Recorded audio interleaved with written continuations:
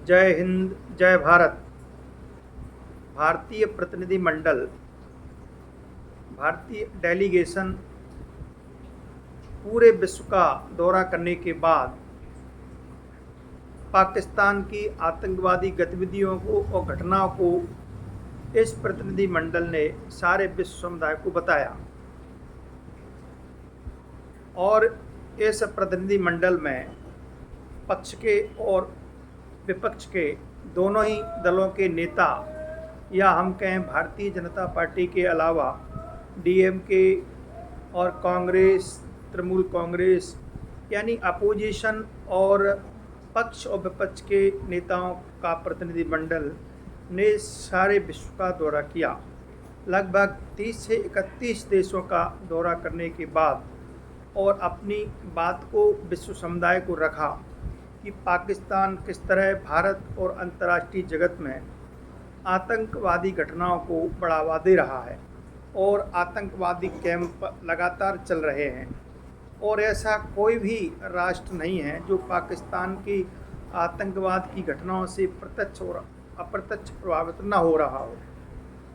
जैसे ही प्रतिनिधिमंडल ने पूरे विश्व में अपने पक्ष को रखा, भारतीय नेताओं ने विश्व पटल पर और अपने हर देश में जाकर के और अपनी बात को पाकिस्तान प्रायोजित आतंकवाद को रखा, और उसमें भारतीय प्रतिनिधिमंडल अपनी बात को रखने में सफल रहा।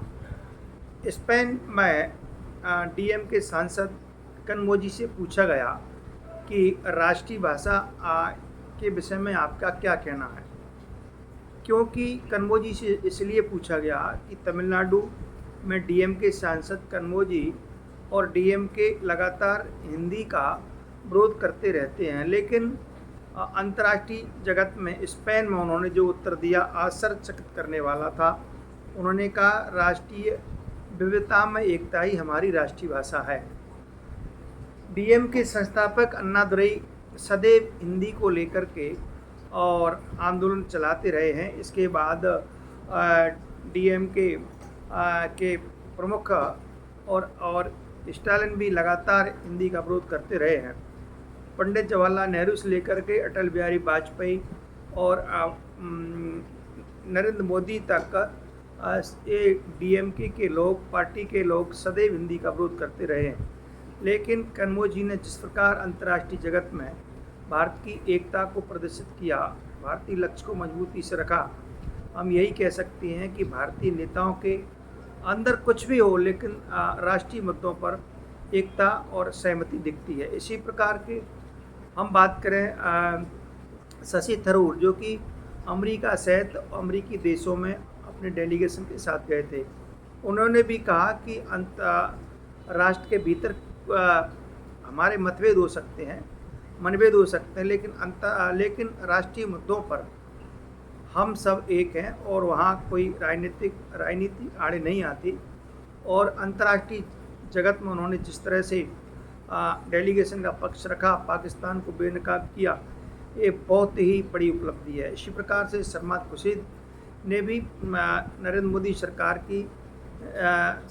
की सराहना की और 370 धारा का उन्होंने पुरजोर समर्थन किया और विश्व समुदाय में अपने पक्ष को रखा। इसी प्रकार हम बात करें AIM के प्रमुख ओवैसी ने भी कुवैत और संयुक्त अरब अमीरात और अनेक मुस्लिम राष्ट्रों का दौरा किया।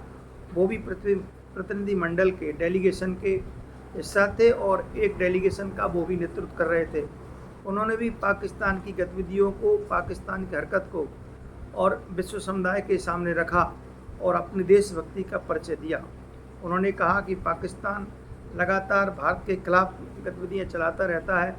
पाकिस्तान एक आतंकवादी राष्ट्र है और आतंकवादी राष्ट्र को किसी प्रकार से कोई हम प्रोत्साहन नहीं देते और आतंकवाद की हम कड़ी निंदा करते हैं।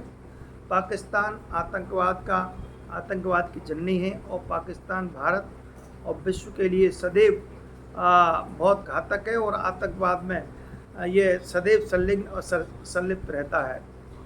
कहने का सीधा अर्थ है कि डेलीगेशन जिस तरह अंतर्राष्ट्रीय जगत में गया, वो अंतर्राष्ट्रीय जगत में जिस तरह से अपने पक्ष को रखा, लौटने के बाद में जैसे ही ये डेलीगेशन प्रतिनिधिमंडल भारत आया, भारत के लोगों ने उसका स्वागत किया। प्रधानमंत्री महोदय ने भी डेलीगेशन से मुलाकात की और सारी बातों उन्होंने जिन जिन देशों में अपने विचार रखे, कहाँ किस नेता ने क्या कहा, सारी बातों को सारे मुद्दों को चर्चाओं को साझा किया। प्रधानमंत्री महोदय से डेलीगेशन ने अपनी सारी पूरी यात्रा का ब्यौरा दिया और यात्रा को पूरी तरह से सफल बताया और अपनी पक्ष को, पाकिस्तान के विरोध को, पाकिस्तान की गतिविधियों को पूरे विश्व पटल पर उजागर किया। प्रधानमंत्री महोदय ने उस डेलीगेशन का, प्रतिनिधिमंडल का स्वागत किया। उनकी बात को बड़ी धैर्यता और बड़े ध्यान से सुना और कहा कि आप लोग जिस तरह अंतर्राष्ट्रीय जगत में गए और आपने अपना पक्ष रखा, आप सबका धन्यवाद और आपने पाकिस्तान को बेनकाब किया है। आज के विषय में इतना ही। कल किसी विषय को लेकर के फिर मिलूँगा। तब तक के लिए जय हिंद, जय भारत, जय श्री राम।